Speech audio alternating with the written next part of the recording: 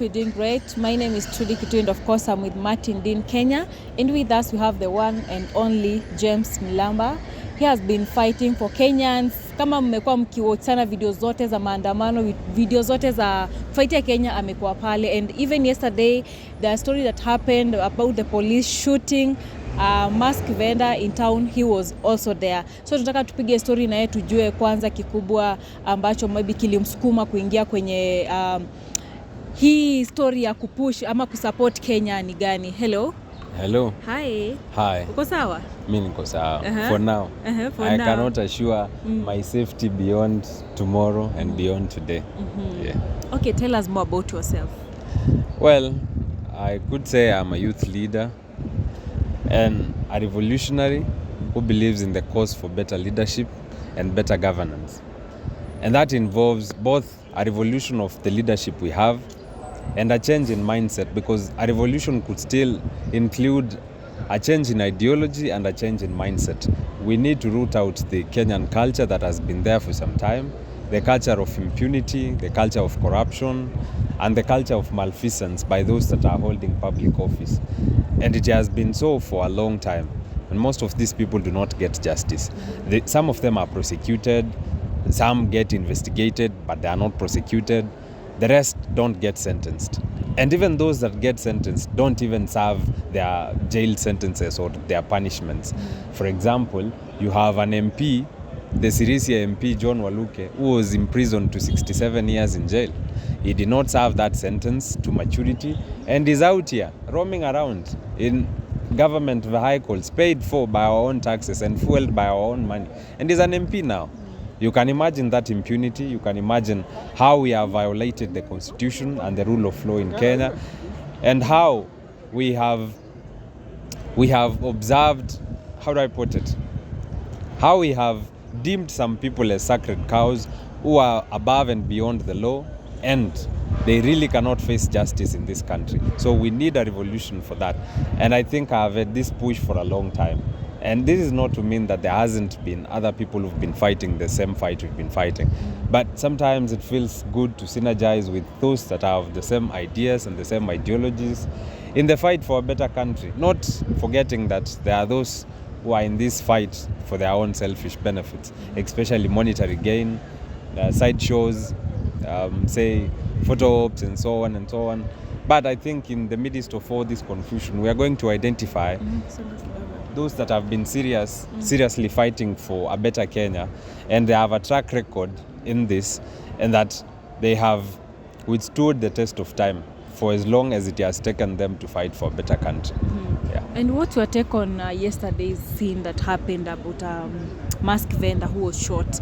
He was just selling the mask pale, and you guys were on the street. You saw everything that happened. What's your take on that, or what do you have to tell people who are watching you right now? Before we get to the unfortunate incidents of Bonface Kariuki, allow me to thank the digital media outlets in their record numbers for showing up to the streets every other time relentlessly, and they have accorded us unbiased coverage for close to a year now. I think it's a year plus. And we need to recognize, and we also need to appreciate that without them, this cause might as well have died. We were heavily dependent on the mainstream media, who of course took their time to show up to the streets. But the digital media outlets have been with us every step of the way. I commend them and I appreciate them for the good work they have done so far.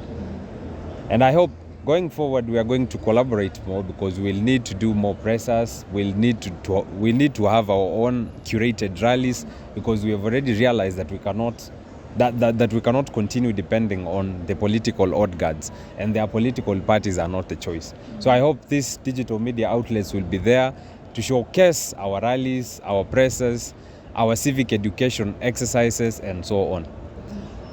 Before we get to the unfortunate incidents that happened yesterday, allow me to refresh your memory to Rose Njeri's case.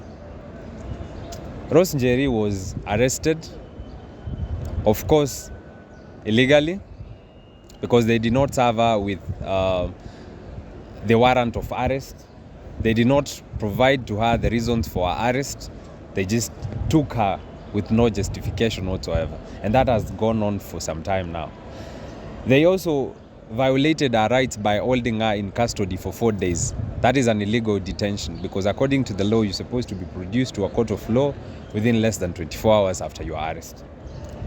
Well, I am glad that this incident took root and was given the right publicity by all Gen Zs and by all Kenyans, because we came up and we fought for us. And I do not want to imagine how the situation would have looked like if we had not come out to fight for us. Because in the past, youths have been abducted and illegally arrested and detained. Some have been tortured for 32 days, like the case of Bob Mwangi and the Longton brothers. And this had gone on for like a week before we realized that they were missing, and before the information circulated and percolated in the minds of all Kenyans. So when we showed up for Rose Njeri, especially at the Milimani Law Courts, they had not presented her to court as late as around 12 p.m. So we started a small demonstration, a small protest outside the law courts, just outside the entrance. And in 30 minutes after we had started demonstrating, they produced her to court. And they had already told us that they have no information whatsoever regarding to our court case and whether she's been booked for the Milimani Law Courts. She was not in the Milimani Law Courts holding cell, and she was nowhere to be found. Faith Odhiambo and the LSK members, as well as other activists and civil society groups, had gone to Pangani police station to inquire about the whereabouts of Rose Njeri, and they did not find her at the Pangani police station. So after we put pressure and we protested outside the Milimani Law Court, of course, this ties up with the efforts of Faith Odhiambo, the civil society groups, and the other Gen Zs who had been fighting for the availing of Rose Njeri to court.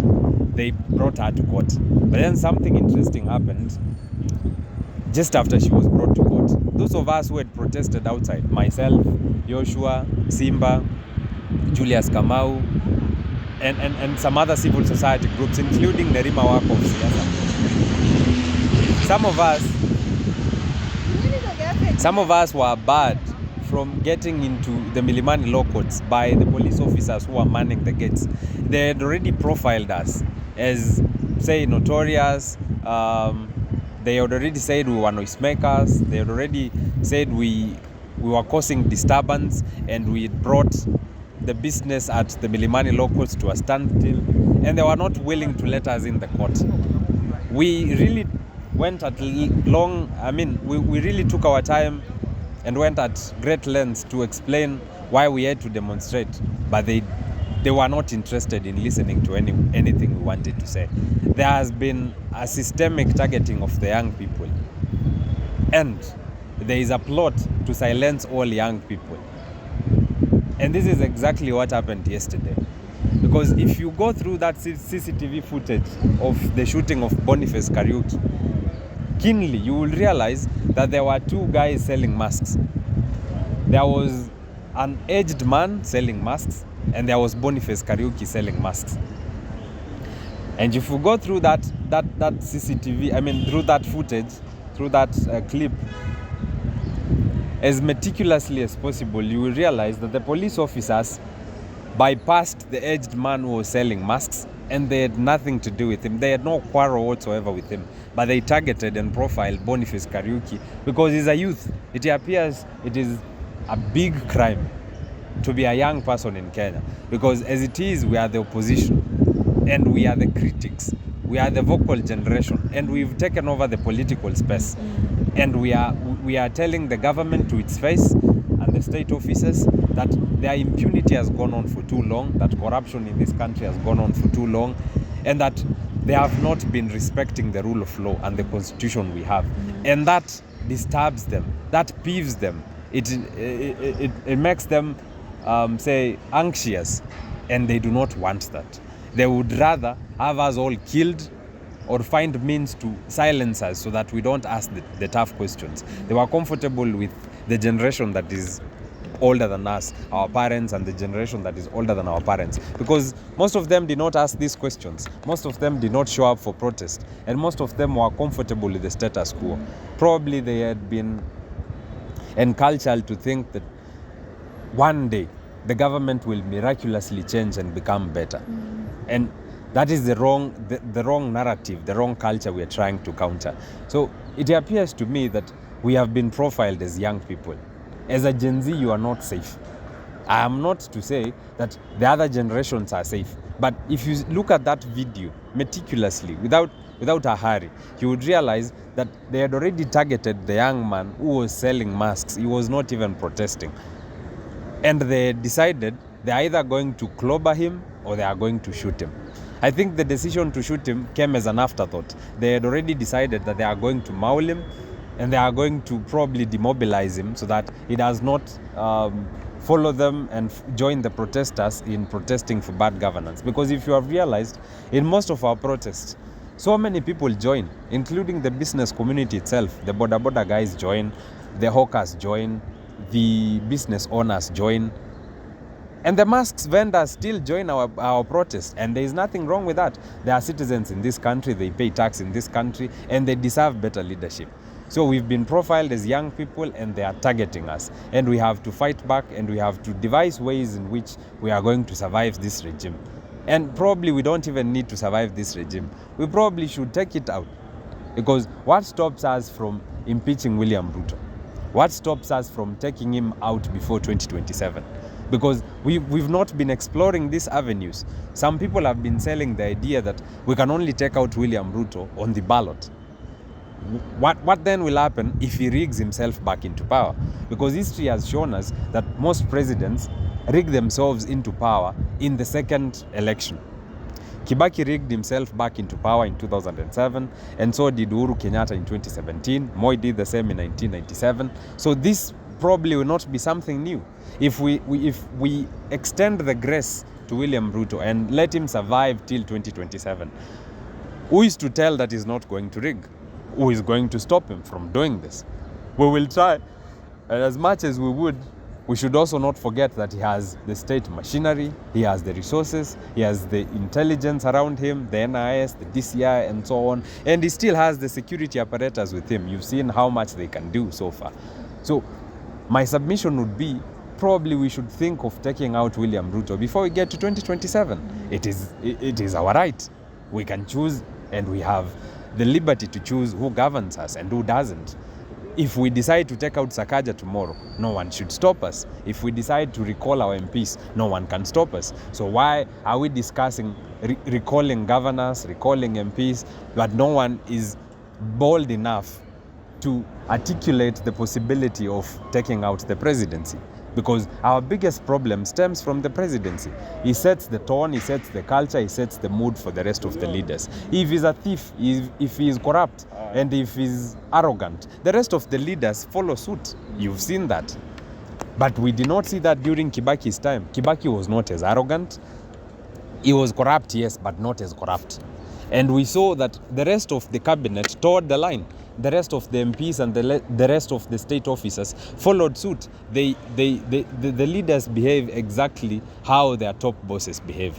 And that cuts across to the police service. The police officers have been behaving exactly how the top bosses behave. As arrogant as the top bosses are and as corrupt as they are, and so is the rest of the police service. So leadership stems from the top, and that cannot be changed. So going back to Bonface Mwangi's, Bonface Kariuki's case, I don't know why I keep confusing the two. Probably because Bonface Mwangi has been on the space for some time. Yeah. Going back to Bonface Kariuki's case, I hope this does not go on. It is our solemn hope that the profiling and the targeting of young people stop with the shooting of Bonface Kariuki. We do not want to look over our shoulders every time we walk around town because someone has a target, someone has a bounty on our head, because they don't want us to ask the tough questions. They do not want us to dissent. They don't want us to oppose government. They do not want us to be against retrogressive and punitive laws and policies that are adopted by the government. But then, how then can we keep silent when everything keeps going wrong? almost everything in Kenya is wrong. The police service is on the wrong direction. The government leadership is on the wrong direction. We are on the wrong turn, on the wrong trajectory. So how then can we keep quiet? Because then that would be selling our conscience. But our conscience is very clear that we need to have better governance, and we surely can have that. That we need to have better leadership, and we surely can have that. I will check up on Bonface Kariuki in the evening. I have been quite tired myself, and yesterday I was down with some complications. I wasn't feeling so nice.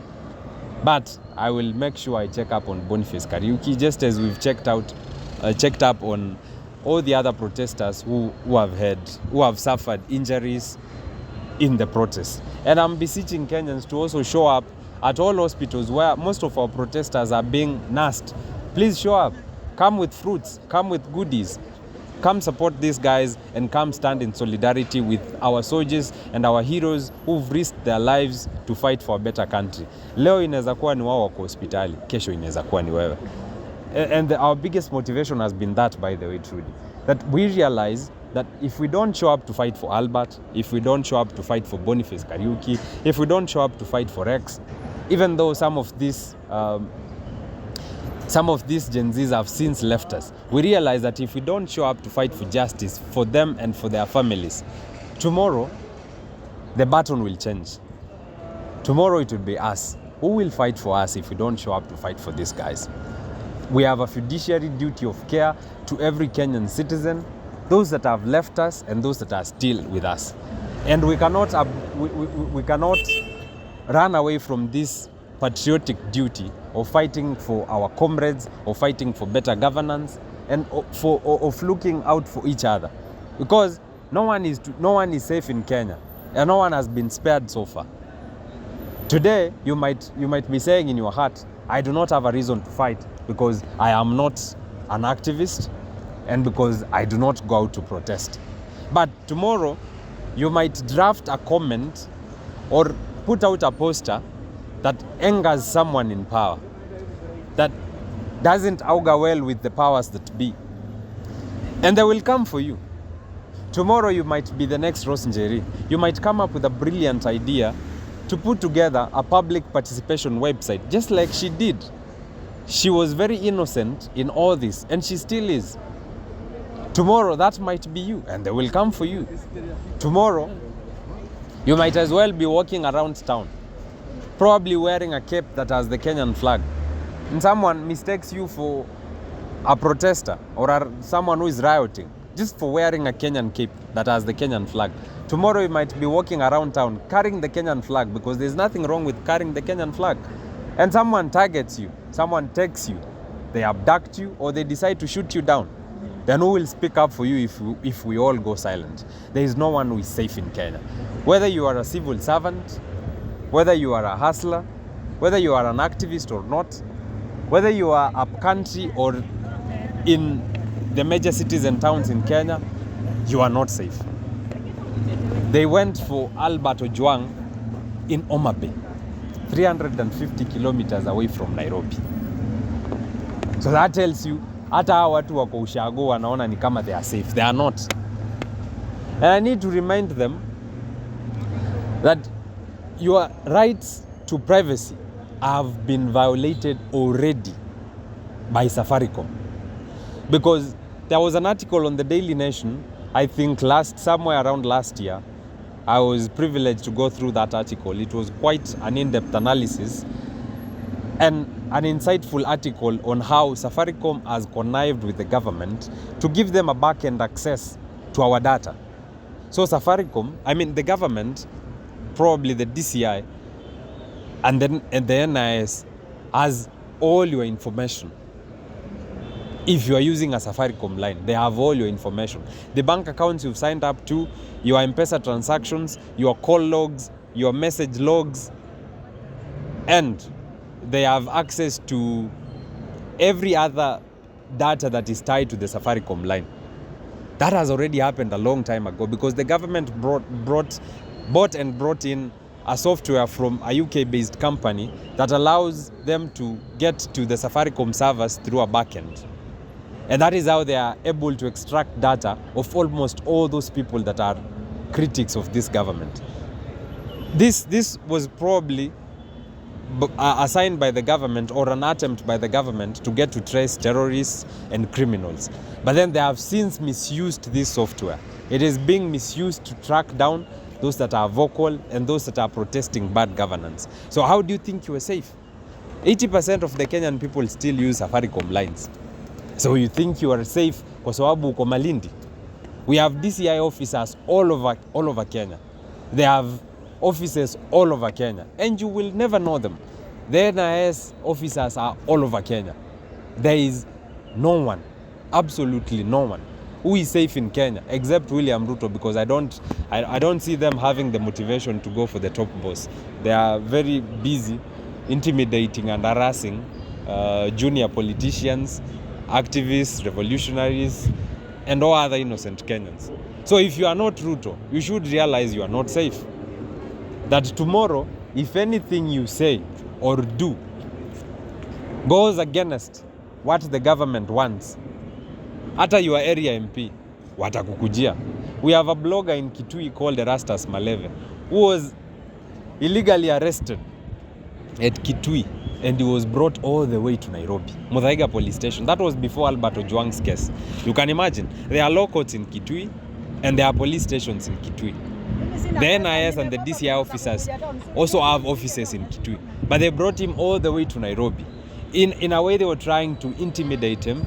They were trying to pressurize him to stop drafting some of these articles, because most of his articles were targeting and addressing the wanton theft and corruption in the office of the MP for Kitui South, Madam Rachel Kaki. So if you do the same, if you write an article exposing, say, for example, Oscar Sudi in Kapseret, they are going to take you through the same circles. They are going to abduct you, and you would be lucky if you would be produced in a court of law. They may abduct you and you may never be found. So who thinks he's safe in Kenya? We are all not safe. We have to come up together, we have to synergize, and we have to coalesce around one common agenda. The agenda to fight for better governance and a respect to the constitution, because we have one of the most robust constitutions in East Africa.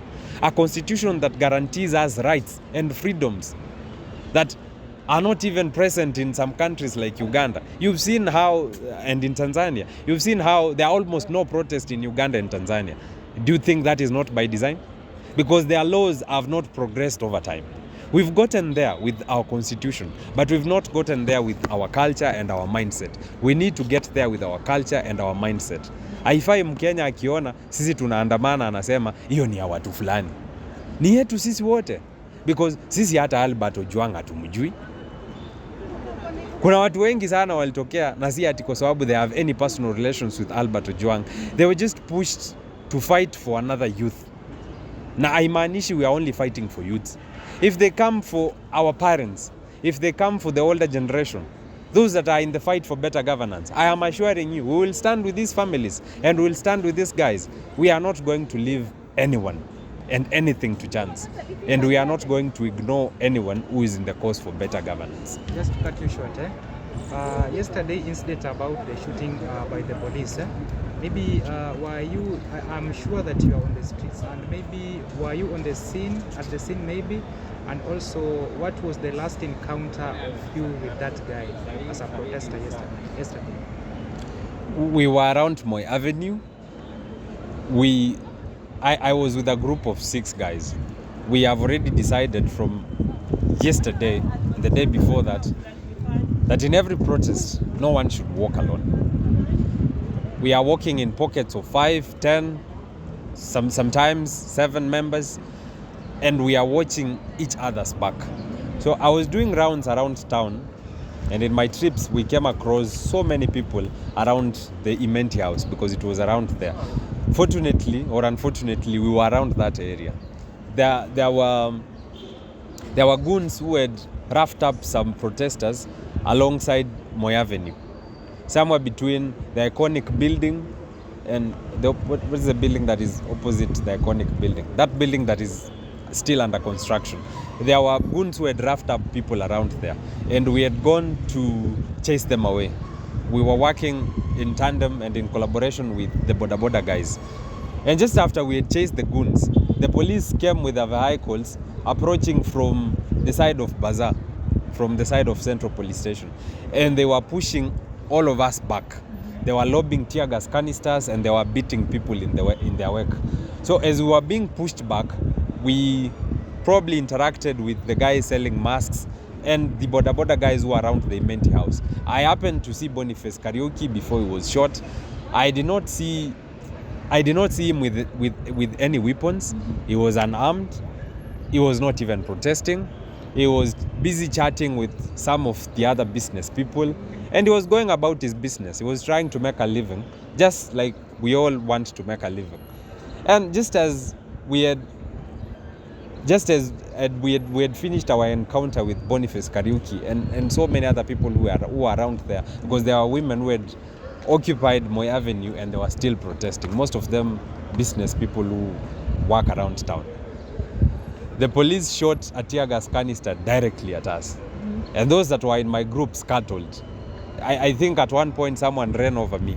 I was wearing a white shirt yesterday. If anyone has seen that shirt, it has a mark here. It has been soiled, I think, on this left shoulder. Someone ran over me for fear that the police might shoot a tear gas canister directly at them, because we've seen that happen. Imagine shooting a tear gas canister directly at someone instead of shooting probably up in the air or shooting on the road.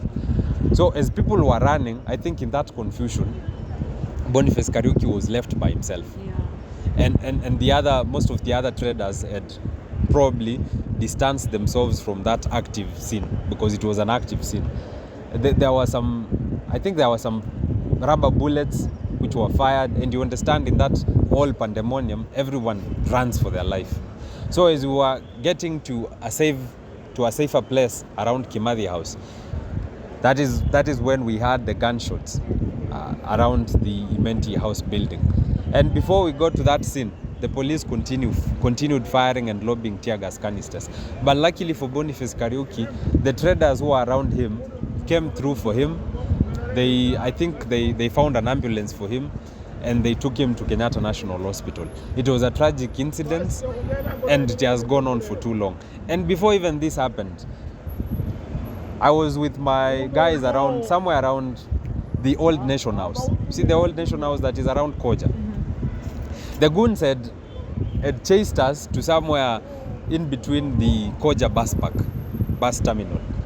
So as the goons were approaching us, the police were behind us somewhere around the fire station.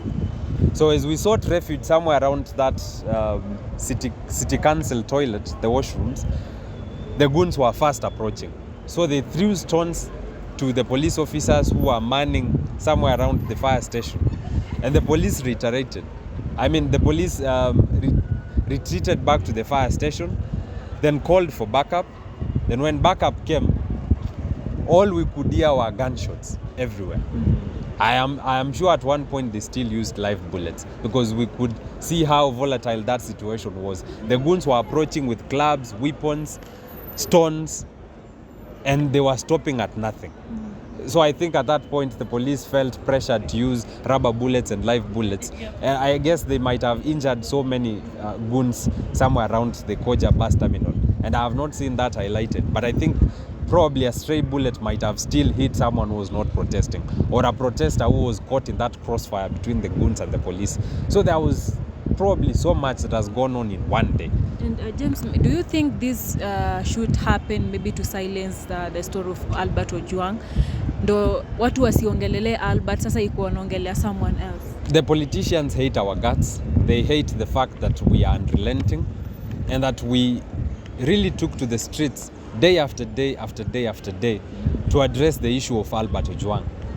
The chance for justice for Albert Ojwang rented the air for the better part of this week.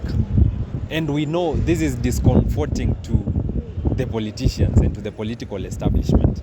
They do not want this. They don't want us to stand up and fight for those that they kill and violate their rights.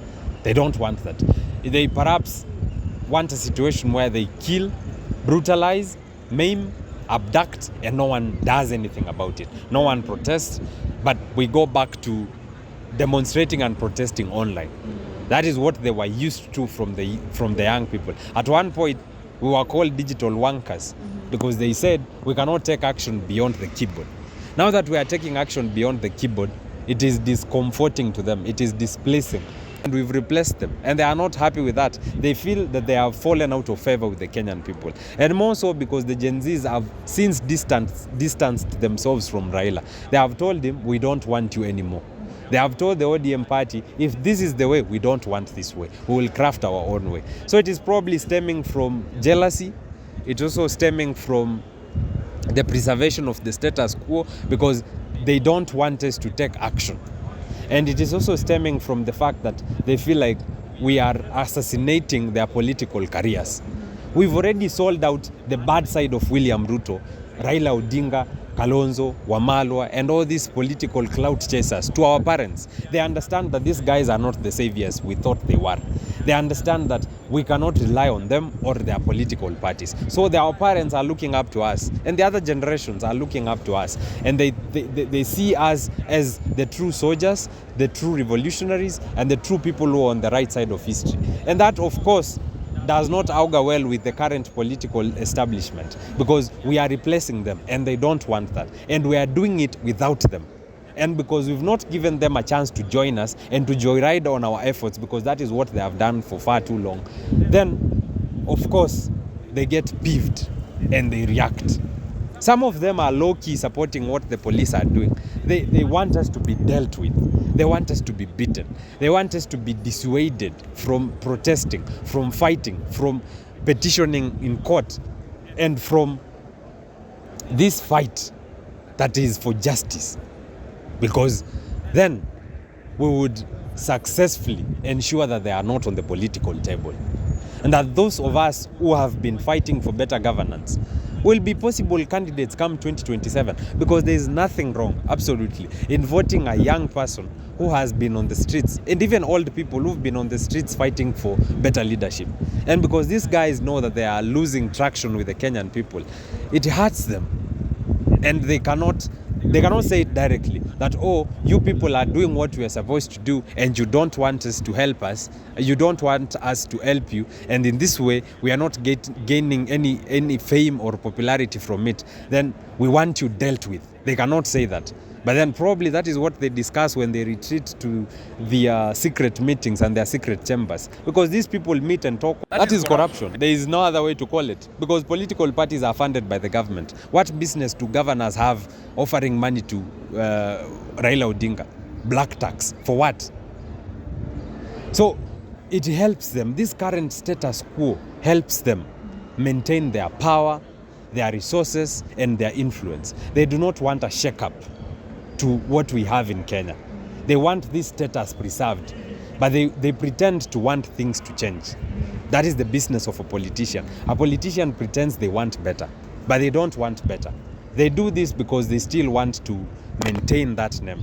But in their hearts, they don't want a better country. They don't want better leadership. And if they do, tell me why they have not impeached William Ruto. We have already said that the fish rots from the head. And our biggest problem is William Ruto. If you take him out, all the other leaders in Kenya will shape up. The judiciary will shape up, the legislature will behave, and the executive itself will behave. Have you seen any notable gesture of goodwill from Kalonzo, from Wamalwa, or from Gachagua to take out Ruto? Have you seen? They have an option to impeach William Ruto. Kalonzo has 23 MPs. I think DAP has 10 MPs. Gachagua has close to 20 MPs that are allied to him. Have you seen them make any effort to impeach William Ruto? Because it is a constitutional right to impeach William Ruto. It is a constitutional provision. No one is pursuing this avenue. Why? Because they are not interested in changing Kenya. And the Gen Zs and the millennials have realized that we are being taken on rounds, that they are playing with our intelligence, and they are not interested in taking out William Ruto or bad governance, because they are the enablers and the biggest profiteers and the benefiters of bad governance. But they would still pretend that they are doing something so that they don't lose their good name. In quotes, their good name.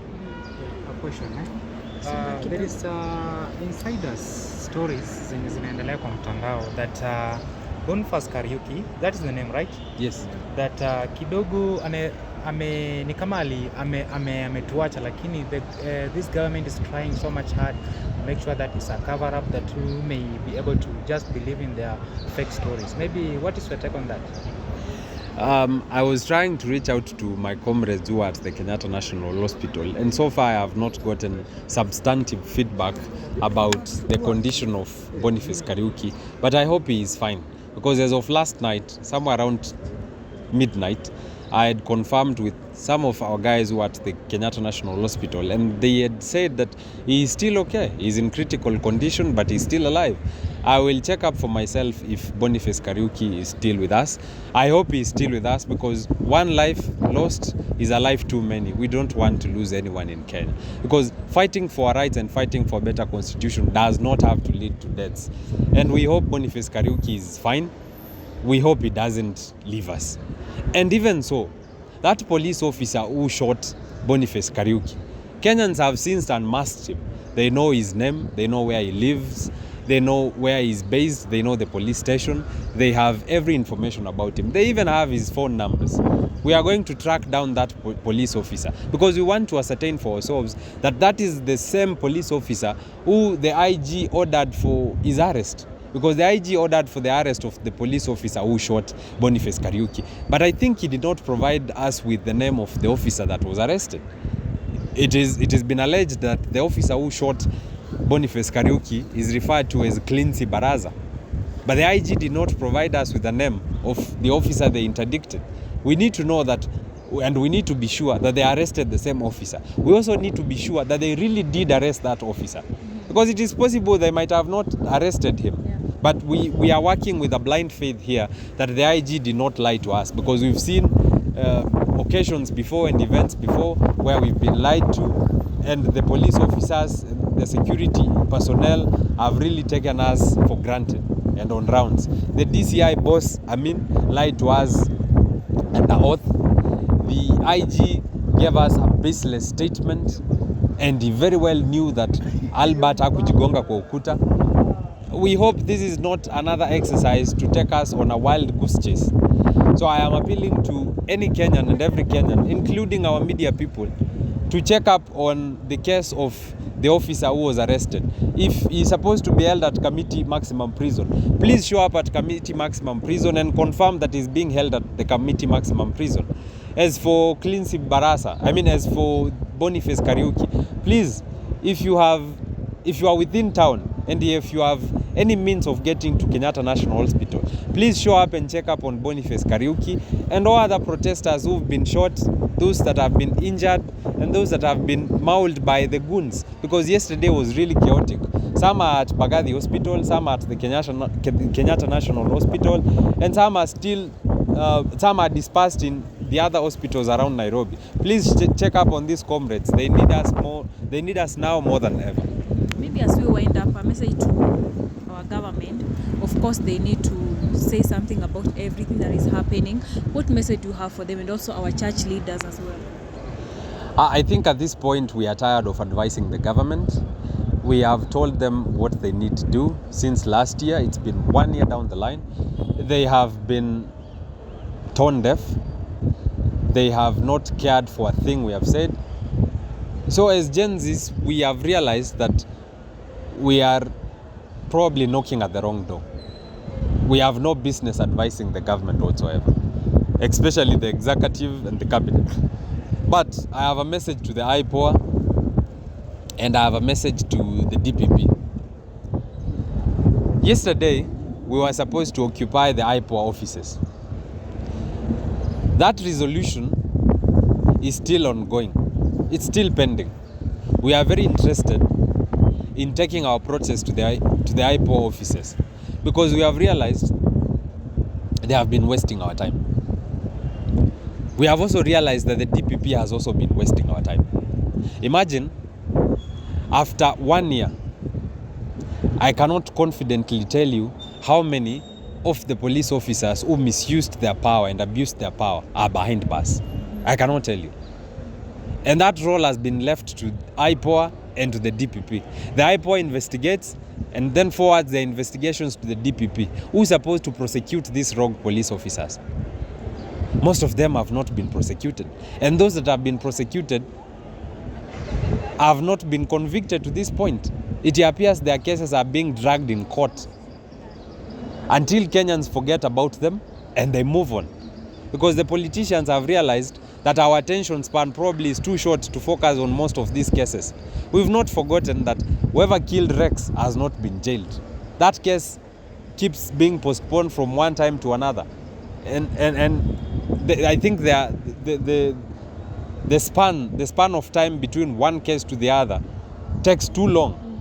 Why shouldn't most of these national interest cases be prosecuted, investigated, and a verdict given on them in less than 6 months? Because it is possible. The evidence is out here. Kama polisi hawana evidence, especially IPOA, si waende BBC. How many police officers were supposed to be arrested, investigated, and prosecuted as of last year? If we go by the BBC documentary, close to 40 officers, both from the KDF and from the National Police Service, are supposed to be prosecuted and investigated. That has not happened. IPOA has possibly investigated and prosecuted half that number. And no one is talking about the police officers and the KDF officers who have not faced justice. We need to see these KDF officers face justice at the court-martial. That has not happened to this point. So we are asking the deep questions and the hard questions. Why is it that there is a laxity, a complacency in the IPOA office to investigate all, not some, all police officers who have abused their power, and to investigate and prosecute all other security personnel or prefer their investigation and prosecution by the court-martial?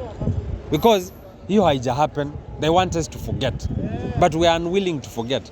So even as we gear up to show up for the anniversary on June 25th, have the families of Rex, Eric Shieni, and all other comrades who lost their lives, including the Githurai victims and the Kware victims, have those families gotten justice? They have not.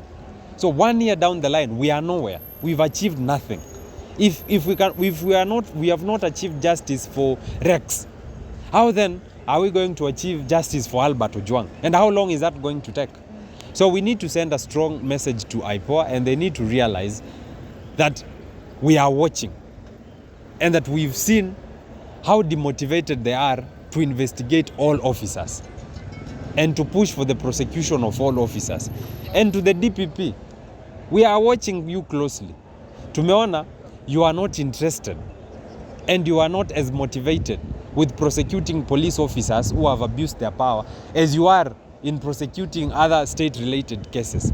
Kwa nini hapa kwa polisi mna draw the line?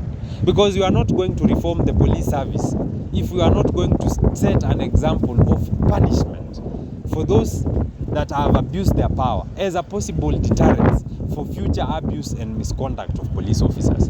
Tutaishi tu kuongea, but in the end, zero action. Zero accountability, zero responsibility. And that is what I think our police officers have realized, that kesi yetu itachukuliwa, haitaenda mahali, tuzungushwe, kesi itaachiliwa, kesi itatupiliwa mbali. Because imagine kesi ya Baby Pendo after miaka 7 ilitupiliwa mbali. Or the evidence was not sufficient. Probably they would have said something around the fact that the evidence was irregularly and illegally acquired.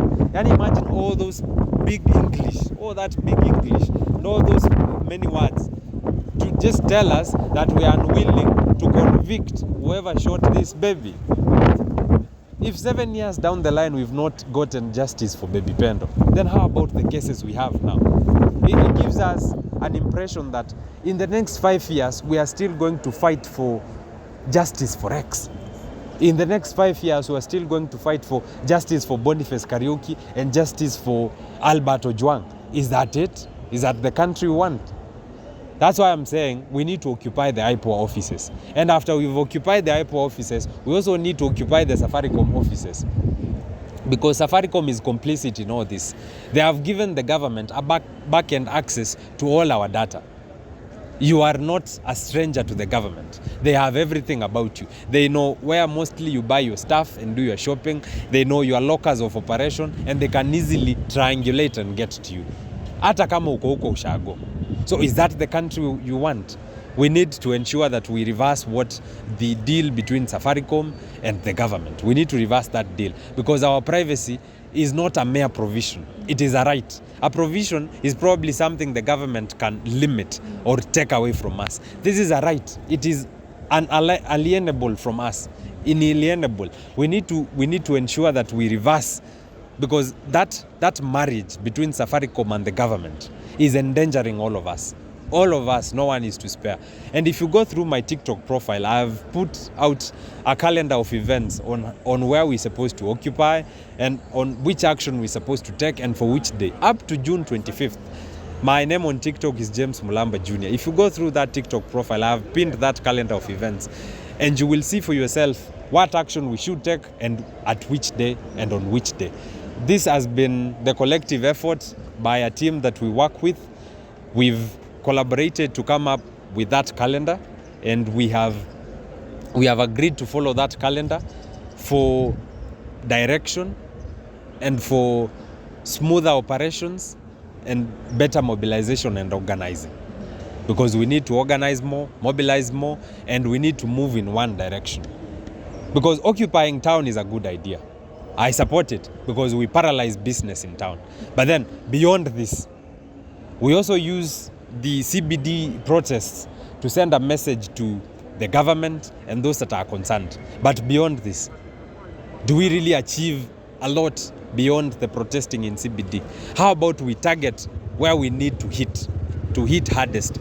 There has been probably some recommendations for Occupy State House. That is still direction. I am not saying that people should occupy State House, but I have not also said that people should not occupy State House. I am saying that is direction.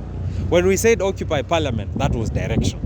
When we are saying occupy IPOA, that is direction. When we are saying occupy Safaricom, that is direction. We need direction. That is the most important thing. We may not necessarily need a leader right now, but we need direction, we need leading ideas, and we need leading voices. And as I finish, I'm appealing to the Nairobi business community. This still includes the owners of these big hotels in town, the big businesses in town, and the small businesses too. Our border riders and the Hawkers Association in town. We need you to help us deal with the goons, because our protests have been peaceful to this point. But they have been infiltrated by goons who've been funded by politicians. It is rumored that Sakaja, Mosiria, and some other MPs, and that MCA from, is it Korogocho, have been actively planning the immobilization of protesters and the beating of protesters so as to dissuade us from protesting. They don't want to listen to what we have to say. Message yenye tunasema ndio hawataki kusikia.